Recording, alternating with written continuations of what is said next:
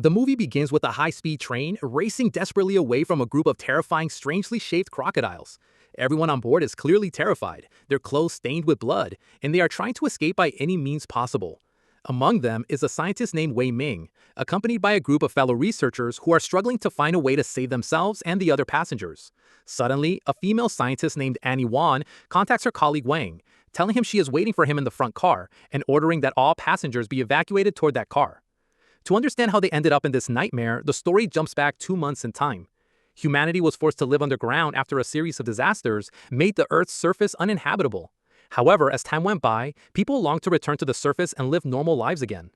A drone is shown flying across the barren surface, searching for any signs of life. But with temperatures reaching 87 degrees Celsius, the drone confirms there's no life left on the surface. Meanwhile, a group of scientists gathers to discuss the situation. One of them tells their leader that he does not agree with trying to reopen the surface again, especially after the previous failure. He argues that they had already survived underground for a long time, and no one wants to return to the scorched desert above. Mu Wan speaks up, explaining that according to her analysis, the surface ecosystem has collapsed because of a massive increase in underground creatures, whose numbers might reach millions.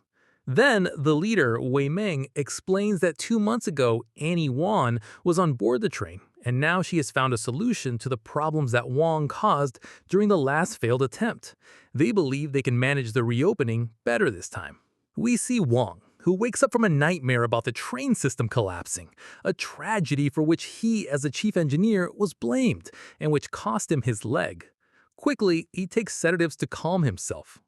At the same time, Wei Ming ends the meeting by declaring that the opening will be postponed, blaming Wang entirely for the previous failure. They even remove Wang's portrait from the wall and fire him.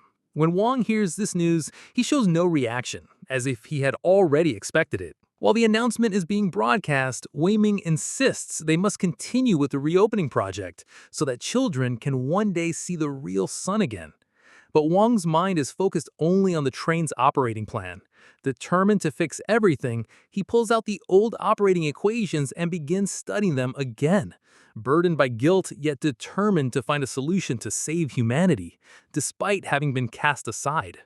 In the process, he discovers that much of the information they were using had been falsified. On the second day, Wang gathered all the reports and went to meet Wei Ming. He told him that the documents proved someone had been manipulating the information. However, the leader took the papers from him, promised he would look into them, and then walked away, leaving Wang behind. At that moment, Wang saw his friend Annie Wan, who looked at him sadly before turning away to speak with the leader. Wei Ming began praising Annie, telling her he trusted her completely and was relying on her for the upcoming reopening plan. It was decided that the reopening would begin the next morning at 6 a.m. Before Annie left for work, she looked at a picture of herself and Wang, clearly feeling sad about what happened to him. Still, she decided to stay committed to her mission, hoping this time the reopening plan would succeed since the future of humanity depended on it. At the scheduled time, the plan was launched. At first, everything seemed to be working well, but after only a few minutes, a gas leak was detected in one part of the operation zone. Because of the toxic gas, several people inside the area began to die, and the alarm system went off. Annie rushed to find out what was happening and was shocked to learn there had been a leak, something that was never supposed to occur. At the same time, giant crocodiles began breaking through the colony's defenses, and people started running desperately toward the evacuation train, their only hope of survival. But their numbers kept shrinking, either due to the toxic gas or being killed by the crocodiles. Meanwhile, the leader Wei Ming ordered his team to prepare the train immediately and told all doctors to board as quickly as possible.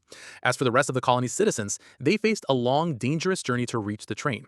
Wei Ming knew that the train could not carry such a huge number of people, so he intended to save only himself and his closest team. We then see a man named Song, the brother of engineer Wang, who was terrified and calling his brother, asking for guidance on how to reach the train. Wang tried to help by giving him directions toward the evacuation train. As a large crowd approached the train, security forces blocked them from boarding, letting only the doctors get on. Annie stood there shocked, watching what was happening, and blaming herself for everything that had gone wrong, especially when she saw the security forces pushing back the citizens with violence, spraying them with water and beating them. Among those being pushed back was Wang himself. One of the engineers reported to Wei Ming that the train was only 60% operational, but Wei Ming insisted they should depart anyway, since there was no more time to waste. Within seconds, monsters appeared in front of the security guards and began devouring people. The head of the guards decided they had to intervene with weapons, ordering his men to advance and open fire on the monsters. But those who tried to escape from the creatures were still dying from the spreading toxic gas, leaving the entire colony in chaos.